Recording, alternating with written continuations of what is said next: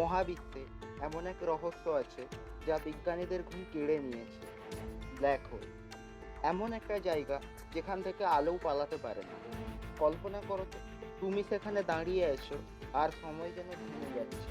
বিজ্ঞানীরা বলেন ব্ল্যাক হোলের কাছে গেলে সময় ধীরে ধীরে থেমে যায়।